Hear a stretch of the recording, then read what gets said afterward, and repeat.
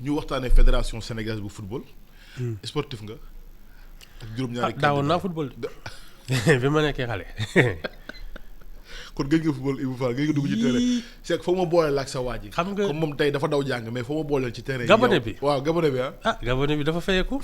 fin du mois lay bañ. waaw fayeeku na ma ngay nelaw. mais Ibou Fall. benn poste présidence fédération sénégalaise de football. tant convoité 7 candidats yoo xam ne bëgg nañu jiite fédération bi loolu day wane ne kon y a de la matière mais également nit ñi bëgg nañu tey changement ci li nga xam ne moom mooy bopp. fédération waaw man nag ma philosophie dans ça c'est que ay ministère des sports ak yooyu warul am. non je pense qu'il y a des. su ministère des sports amul kon luy am. mais justement les fédérations. parce que ce sont les fédérations qui sont reconnues ay FIFA ak yooyu. C'est pas le ministère. Donc pour man maintenant les candidats. Quelles sont leurs visions. Parce que c'est pas man je convoite un poste ñu def la kii ñu lay président ngay dem di dellu si ñu lay invité. Non qu'est-ce que tu vas faire du football sénégalais. loolu la ñu war a dégg. da ngay proposer. c'est ça parce que. programme beeg yooyu. oui gis nga Baba. Nous sommes un pays à majorité de jeunes. Le sport, la culture devraient être parmi les premiers employeurs, dont le football. Mais il faut en faire une économie. Et ça, c'est une vision. Il ne faut pas ñëw di xëccoo poste président pour toog ci rek ñu lay woowee président. mënoo ko yóbbu fenn. Voilà, il faut savoir dire aux gens voilà ce que je veux faire du football de mon pays. ñu xam seen vision lan la.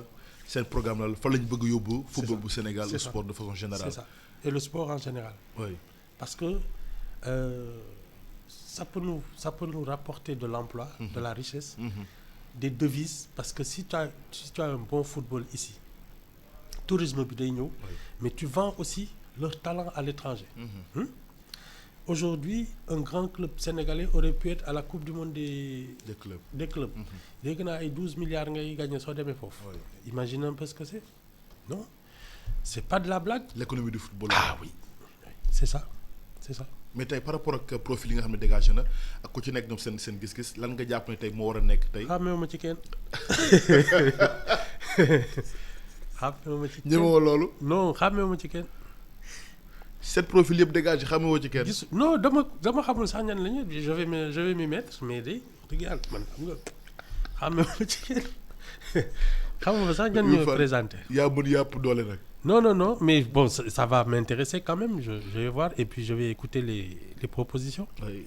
Ça c'est non. Ñu xam exactement pour nga def une analyse par rapport ak ku ci nekk sa vision. ak fi nga bëgg yóbbu football du Sénégal. Mais man li ma jàpp mooy il faut fermer les ministères ay sport ak culture yooyu moom ça c'est des charges inutiles ñoom ñooy plomber le secteur parce que il déséquilibre les relations. Parce que entre ceux qui ont du talent et ceux qui sont intrigants, c'est pas tout le monde qui a les mêmes chances. Mais comprendre le ministère des Sports parce que vous êtes fédération, mais par rapport au ministère de la Culture. Pareil. Mais l'économie, non rien, l'économie de la culture. Mais ce sont les privés. À la limite, les communes, pour animer leurs activités sociales, peuvent s'impliquer dans le sport et la culture. Permettre ay manifestations, ay cérémonies ak yooyu. Moi je dis que par exemple les grands clubs de foot, les communes doivent leur donner des stades, les aider à avoir un patrimoine nga xam ni da ngay am doole économie. Voilà da ngay am économie. Et puis tu seras mais ay ministère des sports pour moi chaque capitale régionale doit avoir au moins un grand club. Bon maintenant Dakar c'est autre chose. Dakar moom. Mais parce que tu as ay Pikine ay yooyu les départements. Mais ay Saint-Louis ay nu mu tudd. Ziguinchor ak yooyu ça doit être au moins 2 grands clubs nga xam ne dañu am seen stade di def formation di def di organiser les navétanes ak yooyu c'est ça c'est du privé. foo mu jóge ci loxo état bi. ñëw ci loxo privé comme pour ñu mën ci sóoraale développement. C'est ça de. mais jërëjëf Ibou Fall ñu ngi lay gërëm bu baax a baax. D'accord Baba. Bon week-end. Toi aussi. Rendez-vous mardi inchallah. waaw d'accord avec plaisir. mais sunu livre bi fu mu toll. sunu livre bi. nit ñi normal yaa ngi koy jënd ba pare nag ndeysaan dañuy yaru naan la kii on vous dérange pas machin kii.